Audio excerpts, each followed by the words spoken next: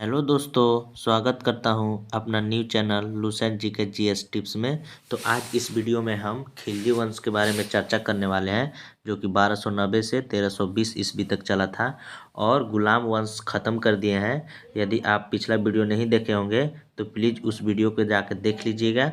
आज इस वीडियो में हम लोग खिलजी वंश के बारे में चर्चा करने वाले हैं। तो चलिए वीडियो को मैं शुरुआत करता हूँ। तो यहाँ पे देख सकते हैं कि जब गुलाम वंश का शासन ख़त्म हो गया था तो 13 जून 1290 ईस्वी को जलालुद्दीन फिरोज खिलजी ने खिलजी वंश की स्थापना किया था। खिलजी वंश का स्थापना किसने किया था? जलालुद्दीन फिरोज खिलजी। इसके बाद इसने किलो-खरी को अपनी राजधानी बनाया। इसने किसको राजधानी बनाया था? तो किलो-खरी को राजधानी बनाया था।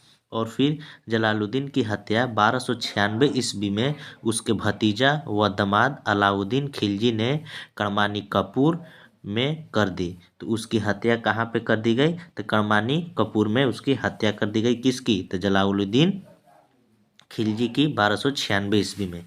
और इसके बाद क्या हुआ?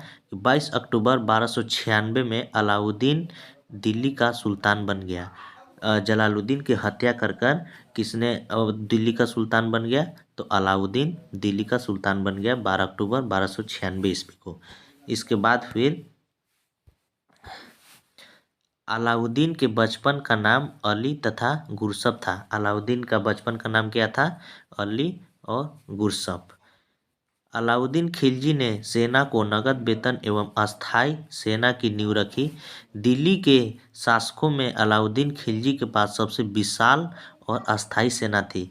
कहा जाता है कि खिलजी वंश में इसने अलाउद्दीन खिलजी ने नगद वेतन और अस्थायी सेना रखती थी और नगद वेतन सबको देता था और अपनी एक विशाल सेना रखी थी। और फिर घोड़ा दागने एवं सैनिकों का हुलिया लिखने की प्रथा की शुरुआत अलाउद्दीन खिलजी ने की थी। इसने दो प्रथा की शुरुआत की थी, एक घोड़ा दागने और सैनिकों की हुलिया लिखने का। और फिर अलाउद्दीन ने भूराजस्व की दर को बढ़ाकर उपज का 1/2 भाग कर दिया। और इसने क्या किया कि जितना पैदा होता था उसका 1/2 भाग, यानी 2 भाग में पैदा होता था तो उसको 1 भाग देना पड़ जाता था, मतलब पैदा करने वाले को। और इसने खम्स यानी लूट का धन में सुल्तान का हिस्सा 1/4 भाग के स्थान पर 3/4 भाग कर दिया। और इसने व्यापारियों में बेईमानी रोकने के लिए कम तौलने वाले व्यक्ति के शरीर से मांस काट लेने का आदेश दिया। इसने अपने शासनकाल में मूल नियंत्रण प्रणाली को दृढ़ता से लागू किया। इसने क्या किया कि यदि कोई व्यक्ति कम तौलता है या फिर कुछ व्यापारी में बेईमानी करता है तो उसको बेईमानी करने वाले और कम तौलने वाले को क्या करने का आदेश दिया? उसका शरीर से मांस काट लेने का आदेश दिया कि यदि कोई ऐसा गलती करता है तो उसका शरीर से मांस काट लिया जाएगा। और फिर इसके बाद फिर दक्षिण भारत के विजय के लिए अलाउद्दीन ने मलिक काफूर को भेजा। और दक्षिण भारत को जीतने के लिए किसने भेजा? किसको भेजा? तो मलिक काफूर को भेजा। और जमैयत खान मस्जिद, अलाई दरवाज़ा, सीरी का किला व 1000 खंभा महल का निर्माण अलाउद्दीन ने करवाया था। इसने क्या क्या निर्माण करवाया था? तो 1000 खंभा का महल का निर्माण करवाया था, सीरी का किला का निर्माण करवाया था और अलाई दरवाज़ा बनवाया था। इसके बाद अलाई दरवाज़ा को इस्लामी वास्तुकला का रत्न कहा जाता है। अभी भी अलाई दरवाज़ा को क्या कहा जाता है? इस्लामी वास्तुकला का रत्न कहा जाता है। फिर दैवी अधिकार के सिद्धांत को अलाउद्दीन ने चलाया था। दैवी अधिकार का सिद्धांत किसने चलाया था? अलाउद्दीन खिलजी ने चलाया था।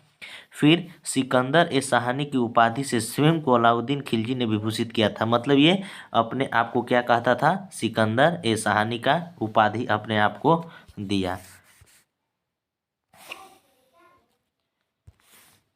अलाउद्दीन ने मलिक याकूब को दीवान ए रियासत नियुक्त किया था। दीवान ए रियासत किसको नियुक्त किया था? तो मलिक याकूब को। अलाउद्दीन द्वारा नियुक्त परवाना नवीस नामक अधिकारी वस्तुओं की परमिट जारी करता था। ये क्या करता था कि परवाना नवीस नामक जो वस्तुएं होती थी उसका परमिट जारी करता था। सहाना ए मंडी, मतलब यहाँ खाद्यान्नों की बिक्री हेतु लाया जाता था।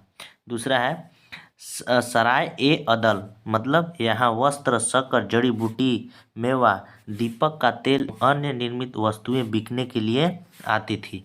अलाउद्दीन खिलजी की आर्थिक नीति की व्यापक जानकारी जियाउद्दीन बरनी की कृति तारीख़ फिरोज शाह से मिलती थी। मतलब अलाउद्दीन खिलजी का जो आर्थिक नीति था या व्यापारी करने का तरीका वो किससे मिलती थी? तो तारीख़ फिरोज शाह। तो खजाइन फतुल अमीर खुसरो का, रियाल इब्न बतूता का एवं फुतुह हसलिन इस्लामी का कृति है।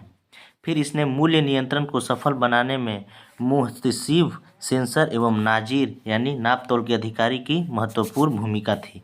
राजस्व सुधारों के अंतर्गत अलाउद्दीन ने सर्वप्रथम मिल्क इनाम एवं वक्फ के अंतर्गत दी गई भूमि को वापस लेकर उसने खालसा भूमि में बदल दिया। उसने सरकारी भूमि को किस में बदल दिया? खालसा भूमि में बदल दिया। तो आज के लिए इतना ही, और इसका हम लोग नेक्स्ट वीडियो में खिलजी वंश समाप्त कर देंगे। तो अगर वीडियो पसंद आया होगा तो प्लीज़ लाइक और सब्सक्राइब कर दीजिएगा। तब तक के लिए जय हिंद, मिलते हैं नेक्स्ट वीडियो में।